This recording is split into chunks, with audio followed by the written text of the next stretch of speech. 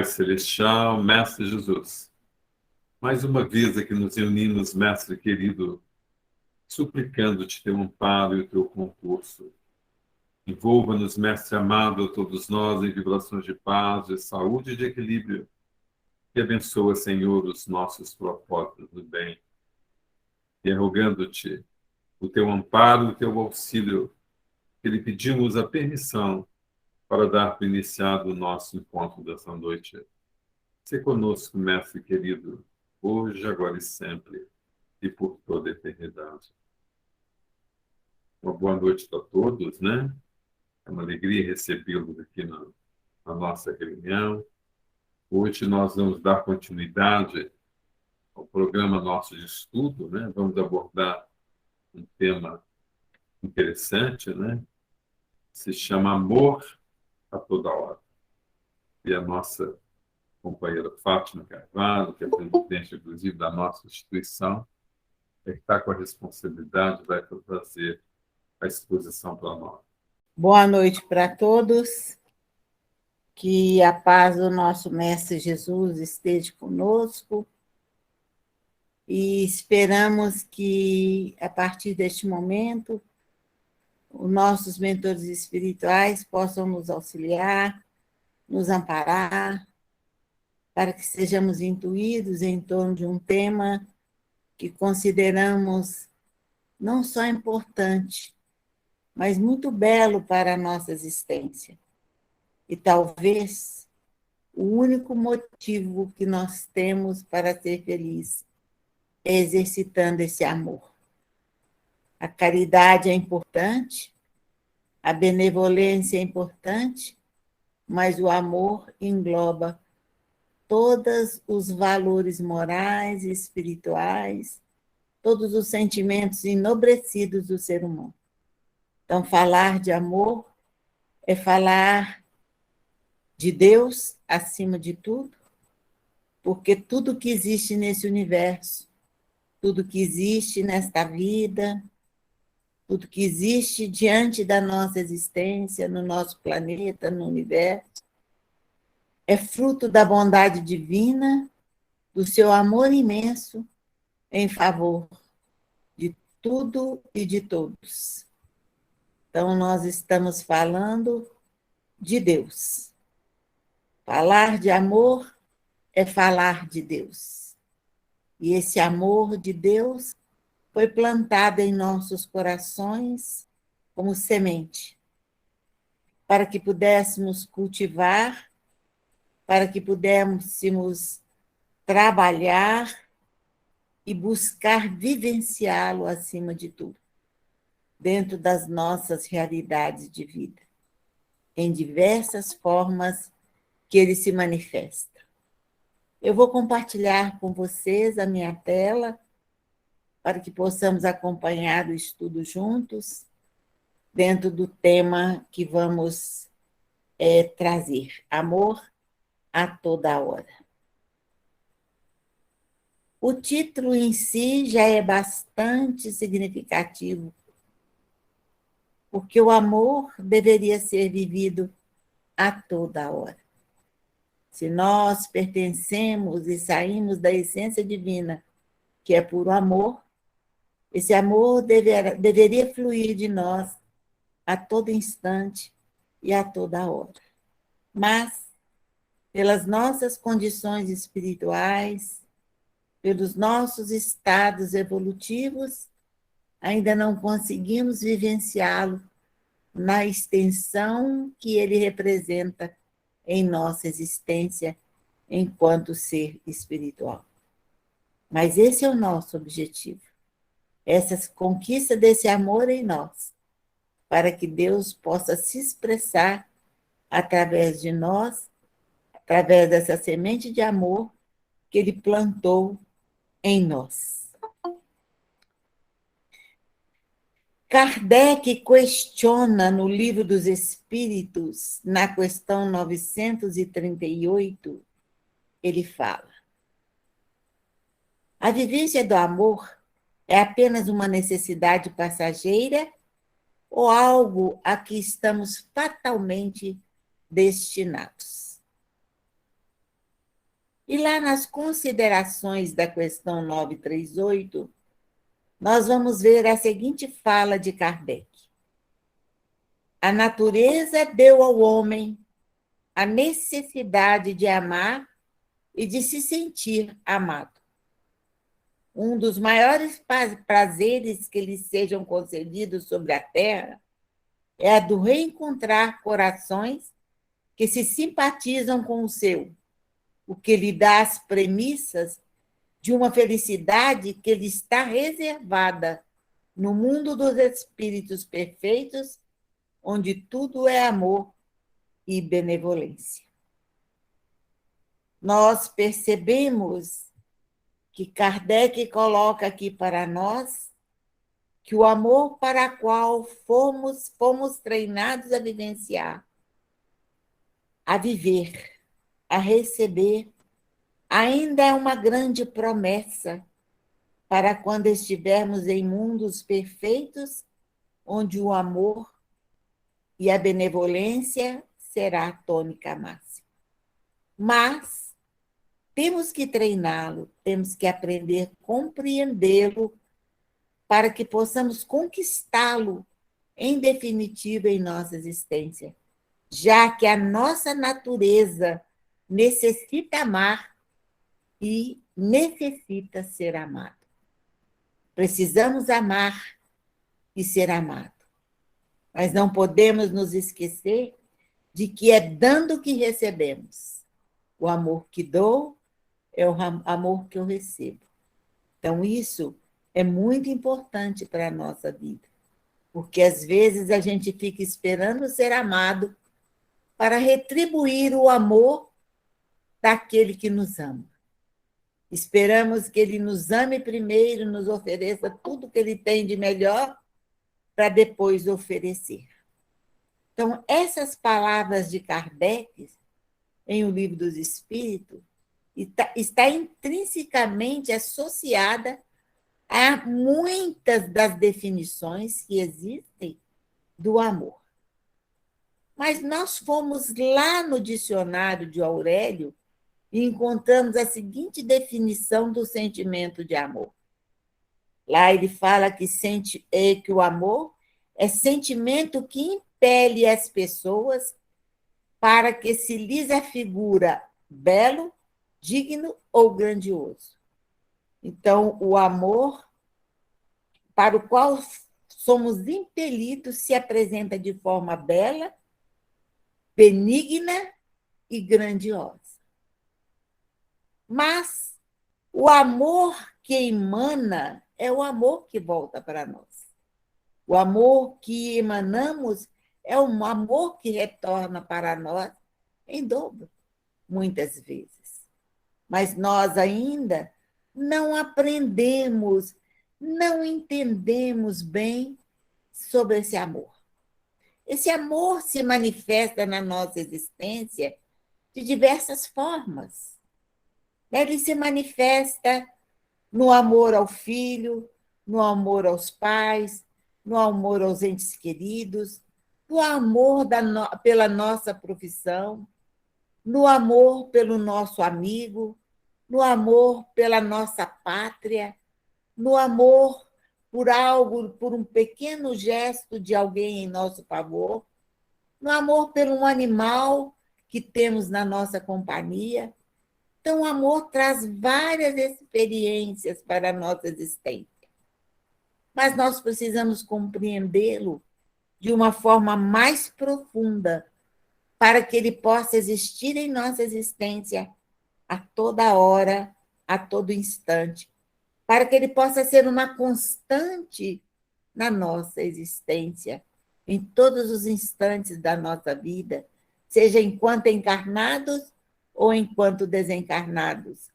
É o sentimento que nos acompanha e que pertence a nós enquanto espíritos, porque ele é necessário a cada um de nós.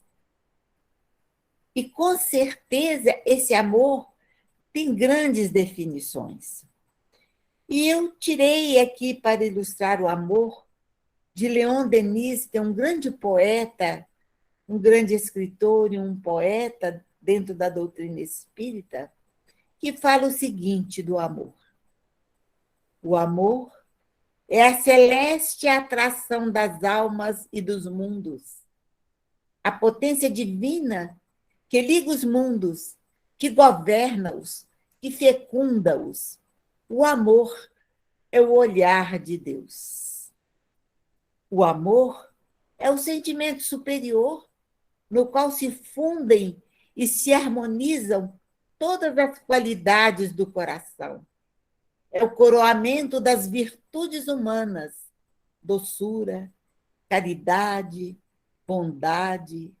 É a eclosão da alma de uma força que nos arrasta acima da matéria, para as alturas divinas, une-nos a todos os seres e desperta em nós felicidades íntimas que deixam bem distante todas as volúpias terrestres. Denis tem a arte do poeta ao descrever esse sentimento. É de uma beleza tão profunda quando ele diz que é o amor, é o olhar de Deus em nosso favor. É tudo que une, é tudo que diviniza a nossa vida, é tudo que se torna atração das almas e dos mundos. É um sentimento superior que vai harmonizar o nosso coração, vai trazer para nós o coroamento de inúmeras virtudes que podemos conquistar através do exercício do amor. Como ele cita a caridade, a bondade, a doçura e outros sentimentos enobrecidos, a benevolência, a tolerância, a paciência. Então, o amor é fruto de vários sentimentos que se manifestam em nossa vida como gotas que caem de um conta-gota, ora num sentimento de benevolência, ora num sentimento de compreensão, ora num sentimento de tolerância. Mas, às vezes, nós confundimos esse sentimento tão nobre e tão grandioso com as volúpias da matéria, com o clamor da matéria. Confundimos as necessidades do ser no campo sexual com sentimentos enobrecidos do amor, onde ele também pode estar presente. No sexo, esse amor também pode estar presente, mas o sexo não é um designar de amor. É uma satisfação física necessária ao ser, que pode elevar-se a um sentimento superior de amor, mas que, na maior parte das vezes, se manifesta como paixão. E Richard Simonet tem uma tradução muito interessante para a paixão, que eu gostaria de deixar aqui, para que nós possamos diferenciar a paixão do amor. Ele fala que não ornamentem com tal nome a ascendente paixão que os desejos carnais atiçam. Não podemos colocar o nome de amor a esses ardentes desejos carnais. Esta não é senão uma sombra, um grosseiro plágio do amor. A paixão situa-se nos domínios do instinto, busca apenas a autoafirmação, o prazer a qualquer preço, sem preocupações além da hora presente. Apoiando-se no desejo de comunhão sexual, a paixão é fogo arrebatador que obscurece a razão e leva ao desatino, deixando depois apenas cinzas, como acontece nos incêndios. Então, a paixão é como fogo que arde rapidamente e destrói, e depois fica somente cinzas, porque visa atender só aquele momento, aquele instante. E quantos crimes são cometidos em nome de um amor que nada mais é do que paixão. Matei porque amava muito, matei porque eu queria o melhor e nós, às vezes, cometemos outros crimes de calúnia, de enredamento, por causa dessa paixão. Então, nós temos que distinguir o amor. Ele jamais pode ser ornamentado. A paixão não pode ser ornamentada com o título de amor. Jamais devemos ornamentar a paixão com o título de amor, porque ela nada tem a ver com o amor. Estamos fatalmente destinados à vivência desse sentimento, como foi dito na questão 938 ou 935, não me lembro. É ele que nos impulsiona a benevolência em nossas escolhas e atitudes. Daí torna-se imprescindível o conhecimento das suas várias possibilidades, bem como das virtudes que abarca. Então, nós temos que conhecer este amor, saber quais são as virtudes que ele patrocina para que nós podemos chamar de amor. E o que é amar? Como esse sentimento se manifesta em nós? E aí, nós fomos buscar lá na primeira epístola aos Coríntios, no versículo 13, no capítulo 13, do versículo de 1 a 13, onde Paulo traz um dos mais belos cânticos sobre o que seja o genuíno amor. E eu tirei uma mensagem do ator Carlos Varela, que ele declama essa epístola numa homenagem que é feita ao Chico, que eu vou colocar para vocês escutarem, para vocês perceberem a beleza quando há poesia.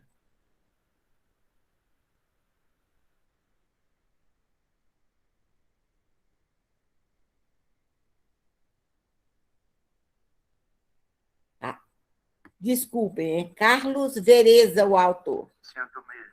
No princípio está meio baixo, depois fica alto.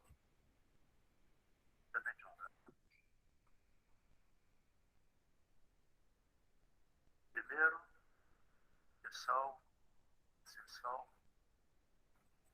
pela doutrina espírita. Carlos Vereza diz que foi salvo pela doutrina espírita.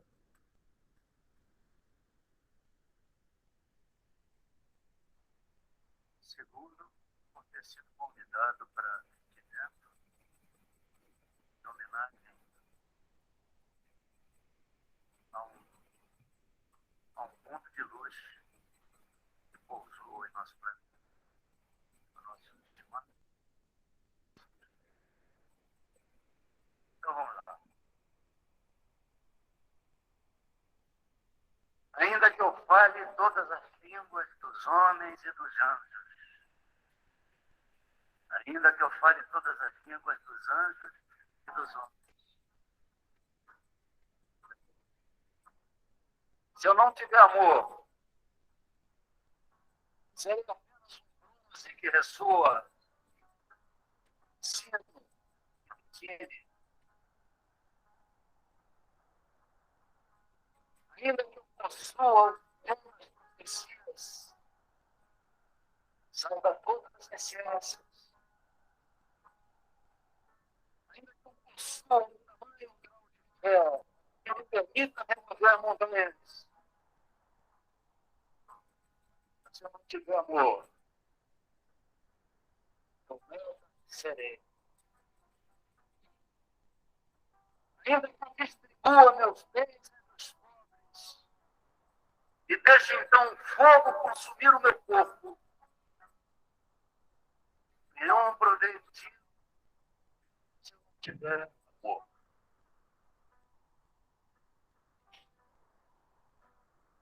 Amor é paciente,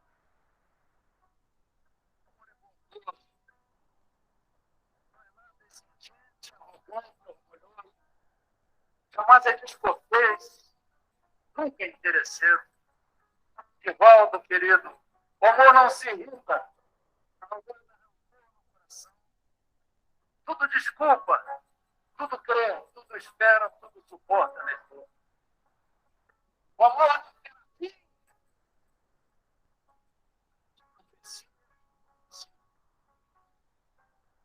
Quem vai se em ciência tem o seu tempo. Perfeito é o nosso conhecimento, e também as profecias. Mas quando vier o que é perfeito, o que é imperfeito desaparecerá.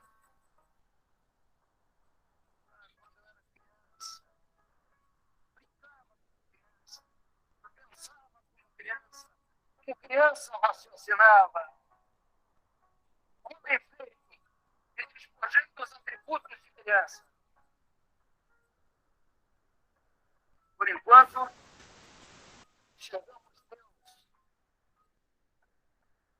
através do espelho, mas um dia teremos a visão de Deus de face a face. Por enquanto, conheço apenas uma parte, mas logo conhecerei, como sou por ele conhecido.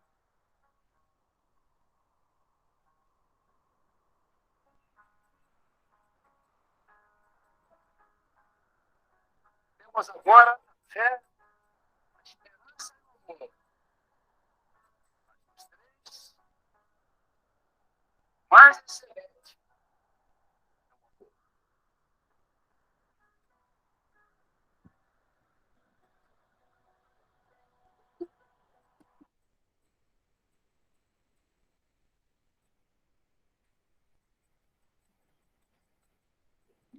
Nas palavras do apóstolo, ele se refere a 9 virtudes do amor. Quando estudamos essa primeira carta de Paulo aos Coríntios, nós descortinamos 9 virtudes que é origem de amor. A primeira das virtudes do amor a ser elencada é a paciência. Quando ele diz que o amor é paciente. E é a paciência a virtude de quem suporta males e incômodos, sem queixumes e nem revolta. Fica aqui uma pergunta interessante para cada um de nós. Exercitamos essa paciência diante da vida? Diante das dificuldades, das lutas? Diante dos acontecimentos que não gostaríamos que acontecesse? Sabemos suportar essas lutas? Suportar os males e os incômodos que a vida nos impõe? Não por castigo, mas por necessidade evolutiva, de crescimento e de evolução? Ou nos manifestamos de forma queixosa, ou muitas vezes trazemos uma revolta dentro de nós por as coisas não estarem acontecendo dentro daquilo que gostaríamos que acontecesse. Como reagimos diante dos fatos que a vida nos impõe, que a vida nos exige como testemunhas, porque não passamos por nada que não necessitamos?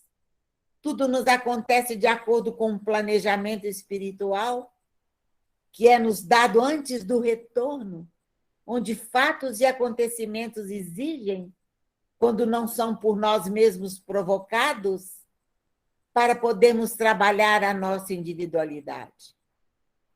E dentro desse trabalho surge a necessidade de cultivarmos a paciência, porque o verdadeiro amor que precisamos cultivar em nós é fruto da paciência.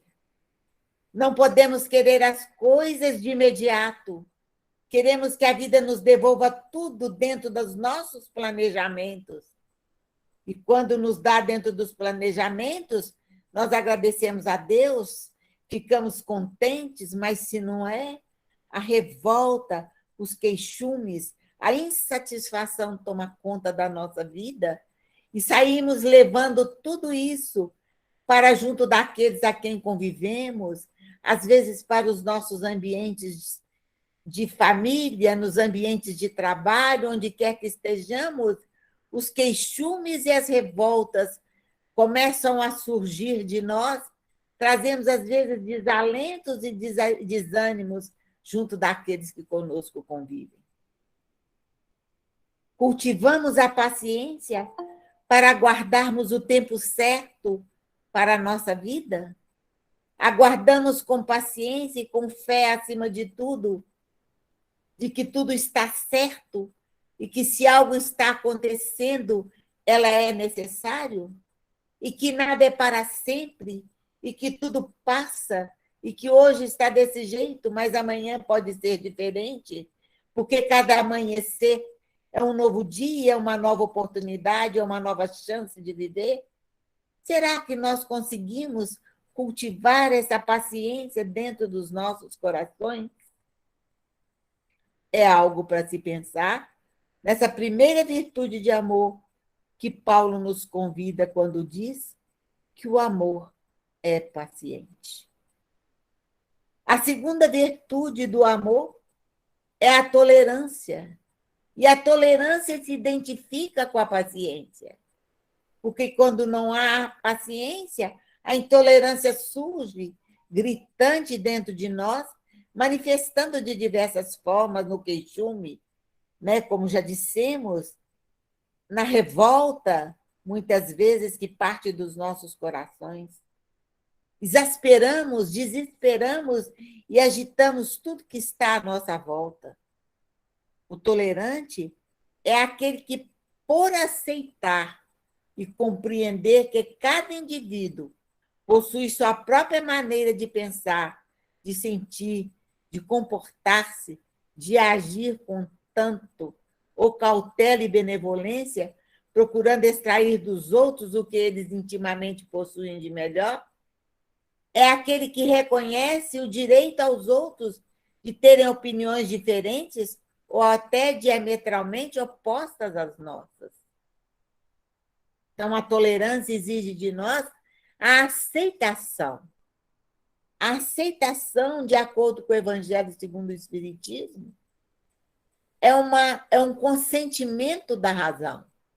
É aquilo que eu não posso interferir, é aquilo que eu não posso atuar e que eu aceito pela razão clara e consciente de que eu faço a minha parte, mas tenho que respeitar aquilo que está acontecendo comigo ou com o outro, com a maneira de ser do outro ou de ver do outro, com a maneira de sentir do outro que é diferente da minha.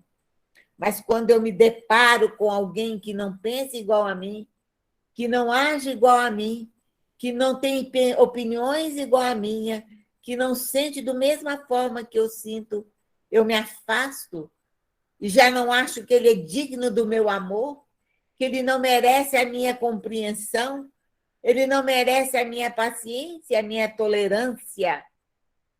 E aí eu começo, às vezes, a exasperar, a trazer convivências pesadas e dificultosas, com palavras rudes e grotescas, junto daqueles que dizemos amar, mas que, se não agir como nós desejamos, o nosso amor deixa de existir. Ou ele não serve para nós, para que possamos amá-lo. Esquecemos que Jesus disse para amarmos os nossos inimigos. E, às vezes, temos as pessoas do nosso lado que gostam de nós do seu jeito, da sua maneira, sente diferente de nós, mas tem respeito por nós, mas nós, por não nos sentirmos acolhidos nas suas ideias, na sua maneira de ver o mundo ou de sentir, nós nos afastamos e tomamos aquilo como uma inimizade ou dispensável do nosso sentimento fraterno e amoroso. Quantos de nós agimos desta forma? É algo para pensar sobre o amor. Já que queremos ser felizes e não tem outra estrada a ser percorrida do que a vivência do amor, dentro dessas condições, dentro dessas virtudes que são conquistadas pelo amor. A paciência, Agora, a tolerância, que não se deixa exasperar, que tem a razão e o bom senso para nortear, que respeita o outro, que aceita o outro como ele é, e tira dele o que ele tem de melhor da sua intimidade para a convivência. A terceira virtude é a benevolência, pois o amor é benigno. A criatura benigna é aquela que se compraz em fazer o bem, que tem prazer de fazer o bem, que não faz o bem por obrigação, não faz o bem porque o outro fez, ele fez, então eu tenho que fazer. Mas se ele não fizer, então ele não merece meu bem, não merece a minha atenção, o meu cuidado, o meu carinho, o meu afeto, porque ele não me dá nada. É o troca, é o amor de troca. Então, não há benevolência, não há benignitude onde coloca a criatura dentro de uma situação de afetuosidade que se transparece pela gentileza, que são as suas principais características.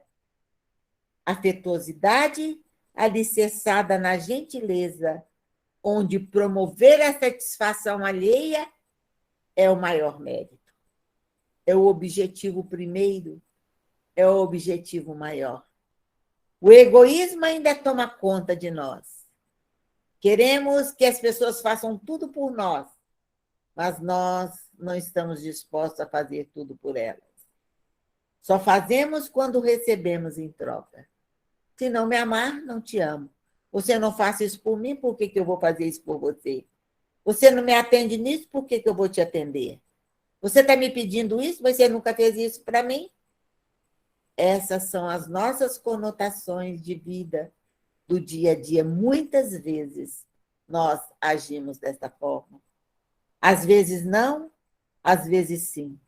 Às vezes somos mais misericordiosos com aqueles cujo nosso afeto é intenso, como é o caso de filhos. Nós conseguimos até ser benignos, até desenvolver essa benevolência com os nossos filhos. Conseguimos até dar essa afetuosidade gentil, apesar de talvez não recebermos tanto deles. Mas não poderia ser assim. Porque antes de ser nossos filhos, eles são nossos irmãos em Deus. Não só os nossos filhos são nossos irmãos em Deus. Não só o nosso companheiro é nosso irmão em Deus. Todos nós somos irmãos uns dos outros, porque fomos criados por um só Deus, e Ele é o único Pai que temos. Os outros são tutores da nossa existência, que Deus nos concede pela sua bondade para acompanhar-nos na terra, exercendo esse papel de afetuosidade e de gentileza em nosso favor. Mas Deus é o nosso bem, e por que não amar as criaturas dele como ele nos ama? É algo para nós pensarmos. André Luiz nos afirma: o verdadeiro amor, para transbordar em benefícios, precisa trabalhar sempre. O que seria trabalhar sempre? Trabalhar a nossa individualidade, porque ainda estamos vivenciando os instintos em nossa existência. Ainda agimos por instinto. Ainda não conseguimos conquistar sentimentos que sobrepõem aos instintos. E nesses instintos, o egoísmo governa, ainda toma conta de nós. Ainda o orgulho nos absorve profundamente, não nos permitimos ser benignos, não nos permitindo essa gentileza uns para com os outros, essa bondade, essa afetuosidade que poderia criar um campo afetivo amplo para a construção de uma vida melhor para nós e para aqueles que estão à nossa volta.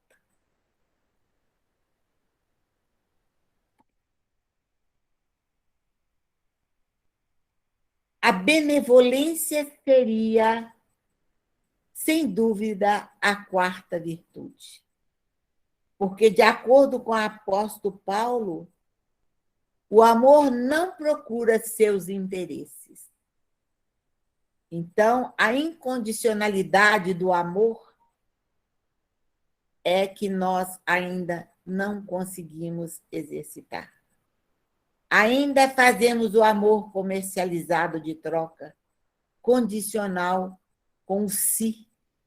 Se você fizer isso, se você agir assim, se você falar desse jeito, se você trabalhar desse jeito, eu te aceito, eu te compreendo, eu te ajudo, eu te beneficio, eu te torno uma pessoa importante para a minha vida.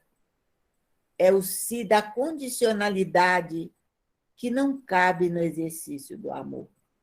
O amor não visa interesses, na fala de Paulo. Não procura atender os nossos interesses. Aliás, eles deixam de existir diante do amor que temos pelo próximo, pelo outro, por aqueles que nos cercam. Hamed alerta que somos nós mesmos que nos iludimos por querer que as criaturas deem o que não podem e que ajam como imaginamos que deveriam agir. É a ilusão que nós criamos em nós. Iludimos-nos que o amor é essa coisa condicional, é essa coisa de troca, de comércio, de negociata. O amor não abre campo para negócios, não abre campo para interesses pessoais. O amor é descomprometido. O amor não tem visão de lucro ou de ganho. Ele tem visão de doar, de oferecer, de auxiliar, de amparar. São qualidades que nós devemos cultivar em nós. É esse o trabalho que falamos anteriormente. Trabalhar a nossa individualidade, cultivando em nós esses fatores que nos tornam verdadeiros seres capazes de amar. Não amar A, B, C ou D de acordo com os nossos interesses, mas amar incondicionalmente, sem nenhum estabelecimento de normas ou regras, mas simplesmente amar, se doar, sem se preocupar se vem ou não vem de volta, se vai dar ou não dar retorno, não importa. É a parábola do semeador. E o Senhor saiu a semear. Algumas sementes caíram nas pedras, outras nos campos, outras em terra fértil, outras entre os espinheiros. Mas o semeador não escolheu o terreno. Ele semeou indistintamente. Assim deve ser o semear do nosso amor. Semeamos. Não importa se vai dar frutos, não importa em que terreno vai cair. O importante é que nós estamos semeando amor. É a nossa semeadura que vai fazer valer. E onde essa semente cair em terra fértil, não dará só um fruto, mas 1 por 100, 100 por 1000. E é assim que funciona a lei do retorno. Não temos que preocupar em dar somente àqueles que temos a certeza que irá nos retribuir alguma coisa. Oferecemos o que há de melhor em nós, como o semeador que saiu a semear. Em alguns campos, nasceu, mas morreu. Em outros, os espinheiros abafaram, mas não importa. O semeador saiu a semear. E é assim que nós temos que agir no campo do exercício do amor. Semear o amor indistintamente, sem escolhas de A ou B, aqui ou ali, porque nós temos que deixar que o amor expanda de nós, como Jesus expandiu o seu amor. Um simples toque na sua veste curava as pessoas, porque o amor era tão grande, a energia de bem era tão enorme, tão grandiosa, que não precisava pedir, bastava tocar num pedacinho da sua túnica, que estava imantada pelo seu amor, pela sua afetividade, pelo seu carinho, pela sua bondade, pela sua misericórdia, pela sua benevolência.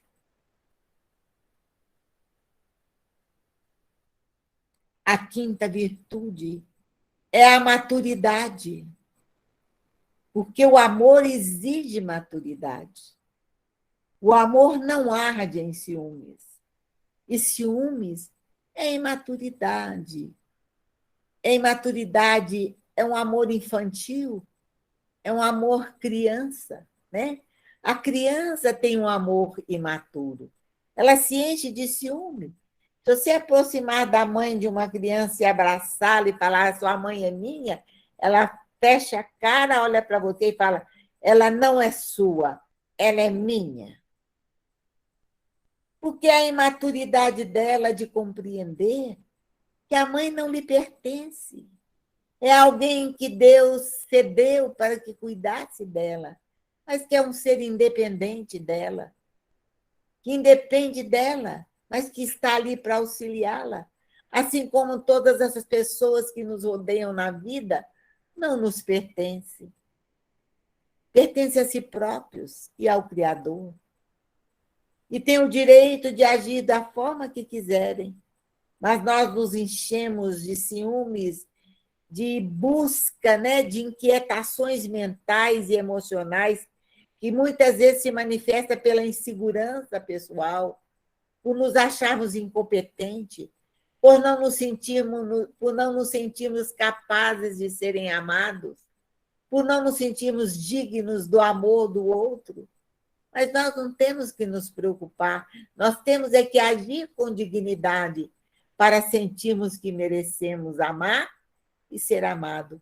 E se ainda assim não tivermos quem nos amar, na terra, na vida, junto daqueles a quem convivemos, temos o maior amor, que é do nosso Pai maior, que é do nosso Criador, que é Deus. Temos o nosso Mestre Jesus, que nos garantiu que estaria conosco por todo sempre, por toda a eternidade, por todo o tempo, até o final dos tempos. Temos um amor infinito que governa as galáxias, que governa os seres, que governa os mundos, que é do nosso Pai maior. E se temos Deus e se nada tivermos, como diz a poesia, se nada tivermos, se não tivermos um teto para nos agasalhar, se não tivermos um braço para nos envolver, se não tivermos um canto para recostar, se nada tivermos, ainda assim, Senhor, teremos a Ti, nosso Pai Celestial. Essa é a nossa realidade. E, de acordo com a psicanálise, o ciúme nada mais é do que uma neurose, é uma doença psíquica, é um sentimento de culpa, é um sentimento de inferioridade que toma conta do ser, criando uma neurose infinita de incapacidade que se torna uma doença, né? Que não nos ajuda a crescer, que não nos ajuda a melhorar. E se estamos nesses quadros, devemos buscar ajuda e trabalhar a nossa personalidade para sairmos dessas situações, porque ninguém se sente tão incapaz se não tem motivos para se sentir assim. E se tem motivos, vamos buscar ajuda para tomar o medicamento correto da palavra, do entendimento, da compreensão, auxiliados por aqueles que possam nos auxiliar para sairmos desses quadros neuróticos que nos levam a situações infelizes, como dissemos anteriormente, porque o ciúme tem sido mola impulsionadora de inúmeros crimes. E nós não podemos deixar que isso aconteça conosco. Trabalhemos a nossa individualidade, Busquemos amparo nas leituras edificantes. Compreendamos-nos como seres únicos da criação, obras-primas do Criador. Não existe nada nem ninguém nesse universo igual a mim. Pode ter parecências, mas igual nunca. Sou ser único, sou único. Deus não faz cópias. Ele só cria obras-primas. E cada um de nós é uma obra-prima do Criador. Então, por que nos sentir pequenos? Por que nos sentir inferiores? Não somos inferiores quando deixamos o mal tomar conta do nosso coração, quando deixamos as nossas atitudes mostrar o nosso lado negro, o nosso lado sombra, o nosso lado primitivo que ainda passeia pelo nosso psiquismo, pela nossa mente, pelos nossos pensamentos. Trabalhemos a nossa mente, os nossos pensamentos, as nossas ideações, modificando as nossas palavras, atitudes e comportamentos, para sairmos desses quadros doentios que nos leva a situações infelizes, não somente nesta vida, mas que muitas vezes arrastamos por vidas e vidas sucessivas, até que possamos nos livrar dessas neuroses que trazemos em nós muitas vezes de vidas e vidas, mas que chega a hora de nos libertarmos, porque temos uma doutrina esclarecedora, um evangelho que nos ampara, que nos alimenta, que nos dá força. E temos Deus conosco, o nosso Pai maior, que luta por nós. E nascemos para sermos vencedores, não para sermos perdedores. O perder é uma escolha nossa, é o entregar dos pontos, é não lutar, é não trabalhar a nossa individualidade. É o trabalho de reforma íntima, de transformação pessoal, imprescindível a todo e qualquer ser neste universo.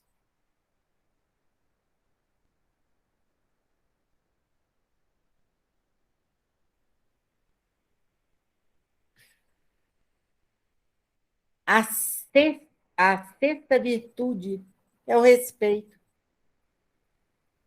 Porque o amor não se conduz inconvenientemente. No tumulto das nossas emoções, agimos inadequadamente quando não fazemos uso do bom senso, do equilíbrio, do respeito em nossas relações com as demais pessoas, esquecendo que a nossa liberdade termina onde começa o do outro. E, em nome do amor, não temos o direito de ultrapassar os portões, os próprios limites, e invadir a privacidade alheia e cercear-lhe a liberdade. Temos que aprender que o limite meu termina onde começa o do próximo.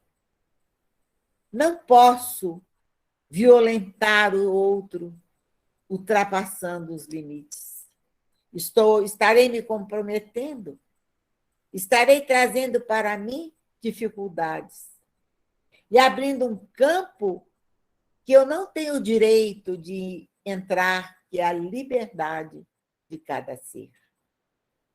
E Hamed nos fala que ter limites é o ato de concretizar nossos sentimentos e pensamentos, sem subtrair os direitos dos outros. Ou seja, é escolher atividades e tomar atitudes com respeito pelas pessoas e por nós mesmos. Porque a liberdade passa por nós. É a fala do Cristo. Não faça aos outros aquilo que não quereis que eles vos façam. Esse é o limite. É me colocar no lugar do outro para avaliar se aquilo faz bem ou mal. É me sentir na posição do outro para avaliar se os meus comportamentos e as minhas atitudes são aceitas, se eu aceitaria. Eu preciso de avaliar. Eu preciso de meditar, porque a liberdade é o maior dom que Deus deu ao ser humano. Por isso é que ele nos criou simples e ignorantes, para que construíssemos a nossa vida em torno dessa máxima: liberdade. Somos livres para agir, para pensar, para falar. Somos livres para decidir qual caminho tomar. E essa liberdade é o maior dom. Imagine o que nós passamos nessa pandemia quando cercearam a nossa liberdade. Quantas desarmonias íntimas, quantas angústias, quantas tristezas, quantas insatisfações, porque fomos cerceados na liberdade do ir e vir, de estar ou não estar, de fazer ou não fazer. É o maior dom que Deus nos deu, é a liberdade. Então, como penetrar na liberdade do outro? Como infiltrar na liberdade do outro? Como desrespeitar o outro no maior dom que ele possui e que é também o nosso maior dom? Porque ao desrespeitar a liberdade do outro, eu estou me desrespeitando em primeiro lugar.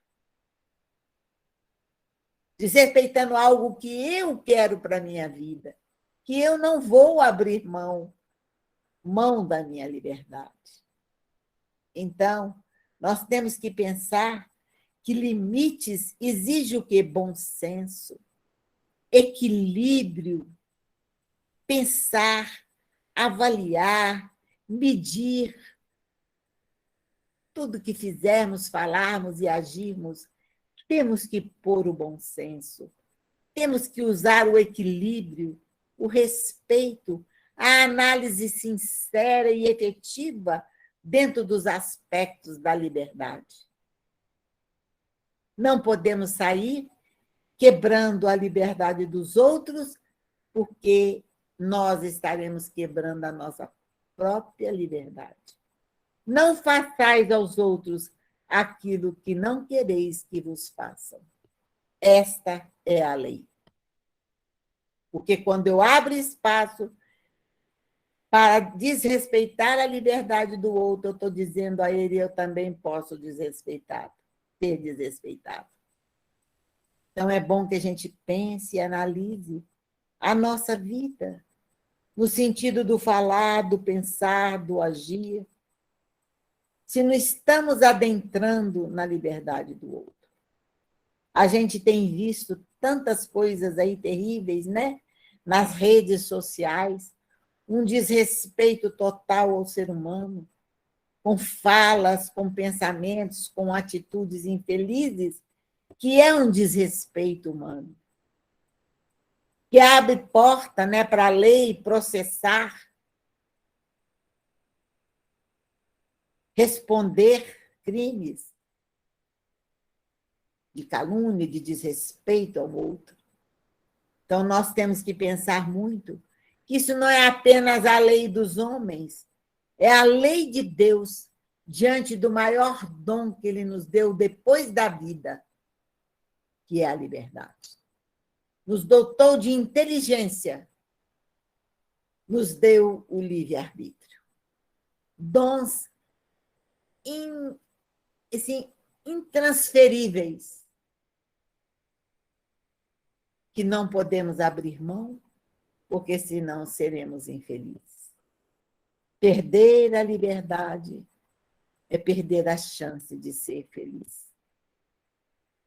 Abrir mão da nossa liberdade, usurpando a liberdade do outro, é trazer infelicidade para a nossa própria vida.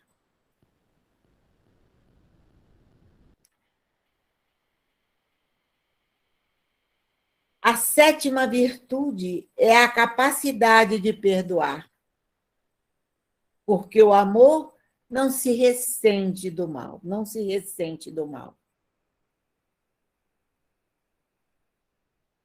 Em diversas situações ficamos cozinhando, né? Cozinhando mesmo. O rancor, a mágoa, a raiva dentro de nós.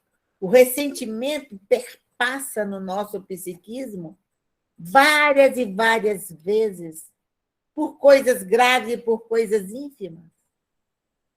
Somos pessoas muito rancorosas e perdoar é quase impossível na nossa visão.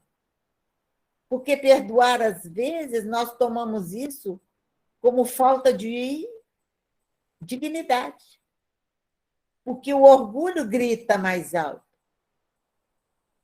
O perdoar exige a perda do orgulho.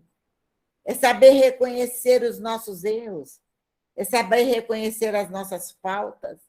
E não só reconhecer, é saber refazer a estrada quando agimos pelo mal. E não adianta querer fugir do mal. A lei é justa. A lei divina não faz recortes. Ela é justa para todos indistintamente. A única coisa que essa lei divina ela é misericordiosa. Não pagamos olhos por olho, nem dente por dente, como acreditava outrora. Mas sempre somos obrigados a refazer as nossas estradas enganosas, iludidas por nós mesmos, criadas na nossa ignorância, no nosso orgulho, no nosso egoísmo, na nossa falta de respeito, na nossa intolerância, na nossa capacidade de beneficência. E aí vem a lei e nos corrige. Com muita misericórdia. Porque se tivéssemos que pagar olho por olho, dente por dente, talvez não dessemos conta. Mas Deus sabe das nossas limitações e da nossa pequenez. E, às vezes, pagamos os nossos débitos em suaves prestações mensais, em vidas e vidas sucessivas, paulatinamente, em oportunidades múltiplas, em situações diversas. Mas, mesmo assim, mesmo tendo essa consciência, e ainda não nos sentimos errados. Não nos sentimos errados em ter sentimentos infelizes de ódio, de desejo de vingança. É natural que, diante de uma situação, eu sinta raiva. Eu sinta certo rancor. Eu sinta até tristeza. Mas alimentar isto é doentio. Ficar com isso no nosso pensamento, ruminando, e não só ruminando, tecendo ideias para travar vinganças, para que se repare o mal que nos foi feito, isso nos causa mais mal. Eu sempre falo que pensamentos são como gaivotas. Cruza a mente como cruzam o espaço. E ao cruzar a mente, e como elas cruzam o espaço, às vezes elas param e fazem ninho. E às vezes cruzam a nossa mente e fazem ninho. E quando fazem ninho, tem filhotes. E os filhotes quase sempre nos trazem danos infinitos e perigosíssimos para a nossa existência. Sentimos tristeza, rancor, mágoa, eliminemos de nós. Peçamos ao Pai que nos fortaleça, que nos dê paciência, que nos dê tolerância, que nos dê compreensão, que nos dê misericórdia, que entendemos que nada nos acontece por acaso. Se hoje passamos isso, porque necessitamos desse aprendizado para sermos melhor amanhã. Que temos que usar isso como forma de resgate, de aprendizado para agirmos melhor no amanhã e não nos sentirmos atingidos e agirmos igual ou pior do que agiram conosco. Isso é um grande erro, né? Quando nós descobrimos que dessa necessidade, nós, às vezes, transformamos a nossa vida. e favorecemos a permanência do mal em nós, mantendo esses pensamentos, essas ideias alimentadas em nós, mantidas. Perdoar não é esquecer o mal que alguém nos fez, mas é não permitir que esse mal continue a nos fazer mal. Aquilo aconteceu, está acontecido, o que está feito não está por fazer, mas alimentar esse mal é escolha individual. E eu não tenho que alimentar aquilo que possa trazer para mim angústias e sofrimentos infinitos para essa vida e arrastá-lo para vidas sucessivas, para o plano espiritual e retornar, às vezes, em condições muito piores, porque não houve em mim, em nenhum momento, o desejo de transformação, de aceitação, de compreensão, de benevolência e de misericórdia para com os erros do próximo. Esquecidos que somos de que o mal é mal para quem faz e não para quem recebe. Porque quem faz o mal está fazendo pelo livre-arbítrio. Quem recebe é lei de retorno. É o planta e colhe da lei do retorno.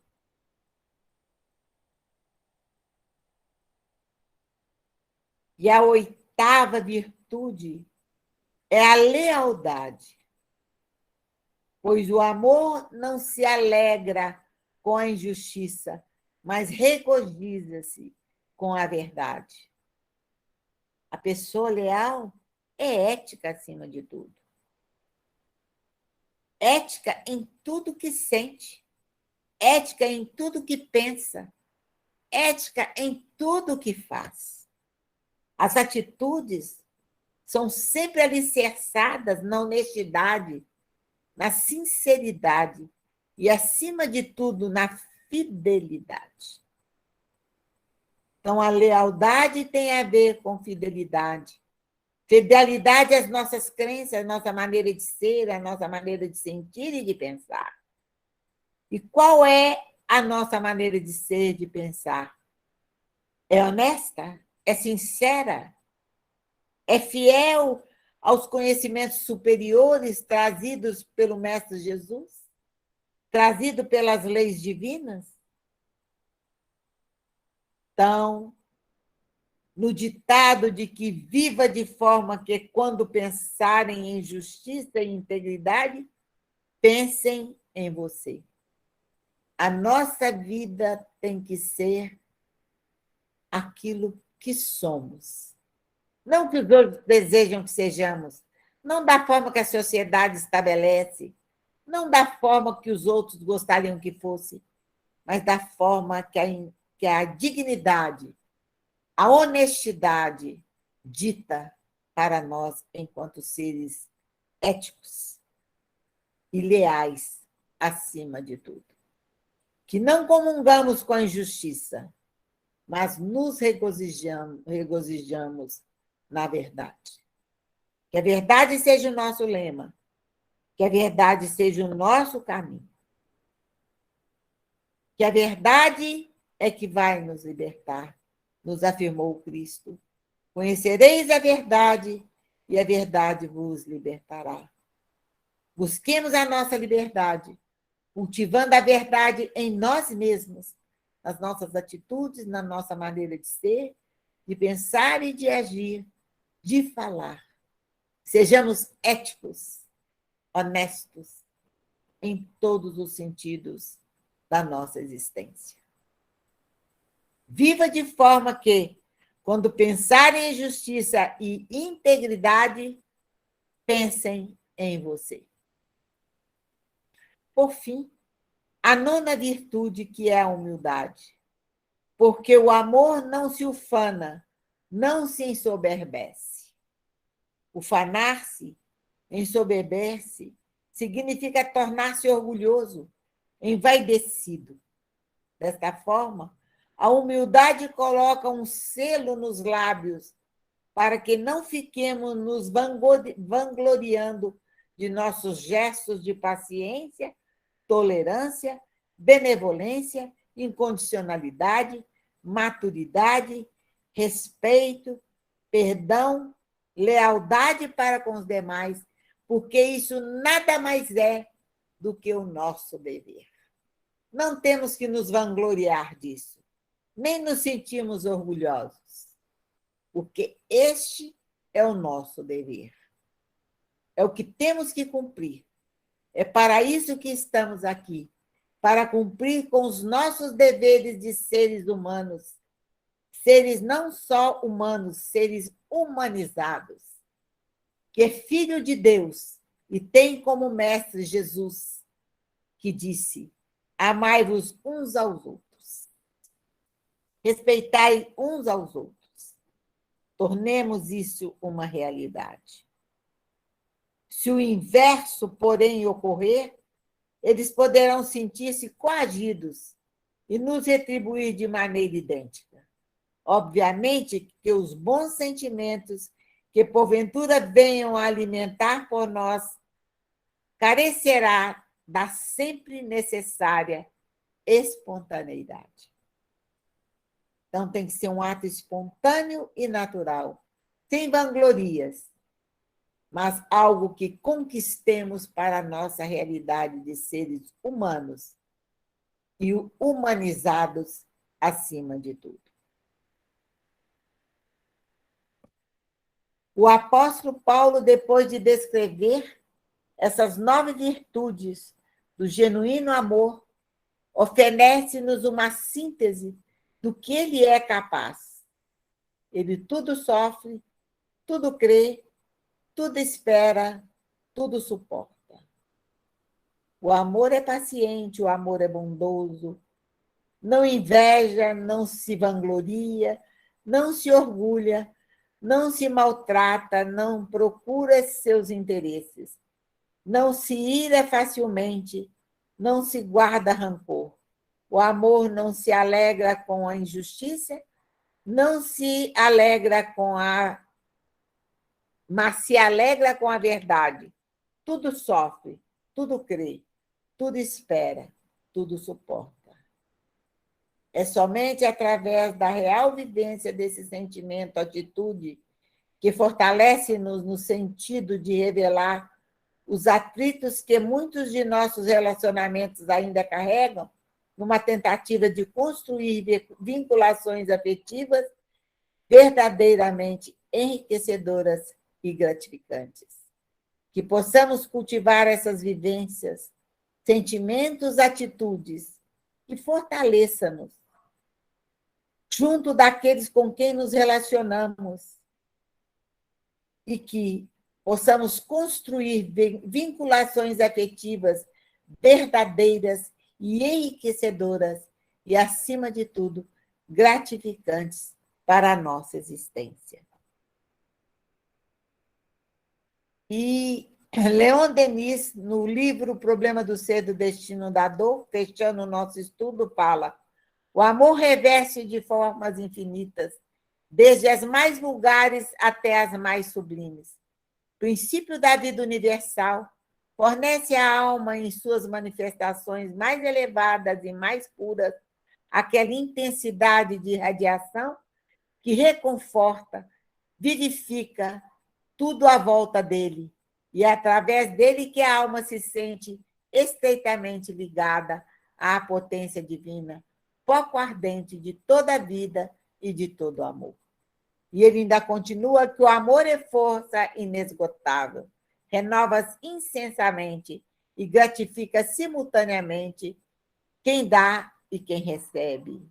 E termina que o amor conjugal, o amor materno, o amor filial, o fraterno, o amor pelos pais, pela raça, pela humanidade, são refrações, raios repartidos do amor divino, que envolve e penetra em todos os seres e difunde-se neles, faz com que eclodam e floresçam 1000 formas variadas, 1000 esplêndidas florações de amor. Leon Denis vale a pena ser lido. E respondeu Jesus: ame o Senhor, seu Deus, de todo o teu coração, de toda a tua alma, de todo o seu entendimento. Este é o primeiro e maior mandamento. E o segundo, semelhante a ele, ama o seu próximo como a si mesmo. E lá em 1 Pedro 4,8 encontramos: mas, sobretudo, tende amor uns para com os outros, porque o amor cobrirá a multidão de pecados. E Jesus encerra para nós em João, capítulo 5, versículo 12. O meu mandamento é este, que vos ameis uns aos outros, assim como eu vos amei. Eu agradeço a todos pela paciência de me ouvir e espero que Jesus possa estar nos iluminando, trazendo para nós outro tipo de vibração, uma vibração positiva e negativa, cheio de amor para todos nós, cheio de energias positivas em favor de todos nós. Que possamos cultivar esse amor divino, este amor que Ele deixou para cada um de nós, na sua vivência, de amarmos uns aos outros, tanto quanto Ele nos amou e ainda nos ama. Muita paz para todos, que Jesus abençoe a todos vocês, que o manto divino cubra todos vocês e os vossos familiares e entes queridos, e muita paz para o coração de todos vocês. É o que eu desejo de todo o meu coração. E muito obrigado por estarem comigo aqui este tempo. Que Jesus nos ampare.